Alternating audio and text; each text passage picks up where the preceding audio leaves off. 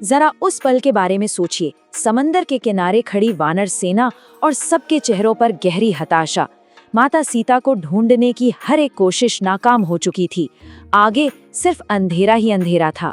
जब सुग्रीव, अंगद और जाम्बवान जैसे बड़े बड़े योद्धा भी 100 योजन के विशाल समंदर को देख के चुप हो गए थे, जब ऐसा लग रहा था कि सारी उम्मीदें अब खत्म हो चुकी हैं, ठीक उसी वक्त उस गहरी निराशा को चीरती हुई एक आवाज गूंजी, एक नाम, हनुमान, पवन पुत्र हनुमान।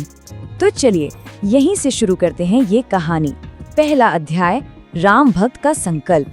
देखिए, ये कहानी सिर्फ एक मुश्किल मिशन की नहीं है, बल्कि उस अटूट भरोसे की है जो नामुमकिन को भी मुमकिन बना देती है। हनुमान वैसे तो पवन के पुत्र, लेकिन उनकी असली पहचान थी श्री राम के सबसे बड़े भक्त के तौर पर। उनका बल, उनकी शक्ति, उनकी हर एक सिद्धि, सब कुछ सिर्फ और सिर्फ उनकी भक्ति से ही तो थी। और बस इसी भक्ति ने उनके मन में एक ऐसा संकल्प जगाया जो किसी भी पहाड़ से ज्यादा मजबूत था। उन्होंने ठान लिया कि चाहे जो हो जाए वो माता सीता को ढूंढ कर ही वापस आएंगे। अब आता है दूसरा अध्याय, वो पल जब हनुमान जी ने अपनी एक छलांग से इतिहास लिख दिया। ये वो लम्हा था जब भक्ति ने विज्ञान के सारे नियम तोड़ दिए थे। इस बड़े काम के लिए हनुमान जी ने अपना आकार बढ़ाना शुरू किया। उनका शरीर पहाड़ जैसा विशाल हो गया और उनका तेज सूरज की तरह चमकने लगा। एक ऐसा विराट रूप जिसकी कोई कल्पना भी नहीं कर सकता। और फिर महेंद्र पर्वत को अपने पैरों तले दबाकर और मन में श्री राम का नाम लेकर उन्होंने एक ऐसी छलांग लगाई कि वो आसमान में ऐसे निकल गए जैसे कोई टूटता हुआ तारा हो। 100 योजन का वो विशाल गरजता हुआ समंदर उन्होंने एक ही सांस में पार कर लिया। ये एक ऐसा चमत्कार था जिसे देखकर देवता भी हैरान रह गए। लंका पहुंचने के साथ ही हम कहानी के तीसरे हिस्से में आते हैं, अशोक वाटिका में भेंट।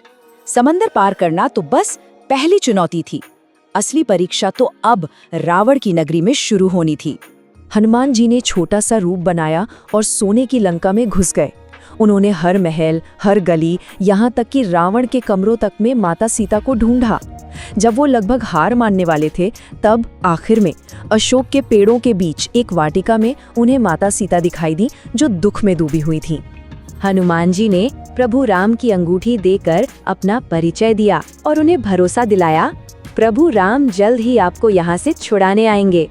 माता सीता को ढूंढने का काम तो हो गया, पर हनुमान जी का मिशन अभी खत्म नहीं हुआ था। चौथे अध्याय में हम देखेंगे लंका में उनका पराक्रम, क्योंकि उन्हें सिर्फ एक संदेश देकर नहीं लौटना था। नहीं, उन्हें घमंडी रावण और उसकी सेना को ये भी तो बताना था कि उन्होंने किसे अगवा करने की गलती की है। अब समय था श्री राम की शक्ति की एक छोटी सी झलक दिखाने का। फिर क्या था, हनुमान जी ने अपना विशाल रूप दिखाया और अशोक वाटिका को उजाड़ना शुरू कर दिया। रावण का बेटा अक्षय कुमार और उसकी वो सेना जिसे कोई हरा नहीं सकता था, सबको तहस नहस कर दिया। और आखिर में जब उनकी पूंछ में आग लगाई गई, तो उसी आग से उन्होंने पूरी सोने की लंका को जलाकर राख कर दिया। हनुमान जी के इस कारनामे के बाद हम पहुंचते हैं कहानी के सबसे जरूरी हिस्से पर, 5वां अध्याय, भक्ति की शक्ति। क्योंकि ये पूरी कहानी सिर्फ ताकत की नहीं, बल्कि उस शक्ति की है जो भक्ति से पैदा होती है।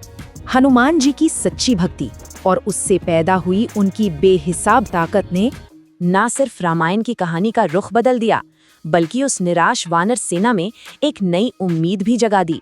सोचिए, एक अकेले भक्त की शक्ति ने पूरे महाकाव्य की दिशा बदल दी। और यह हमें एक बहुत गहरे सवाल पर लाकर छोड़ देता है कि आखिर भक्ति में सचमुच कितनी ताकत हो सकती है।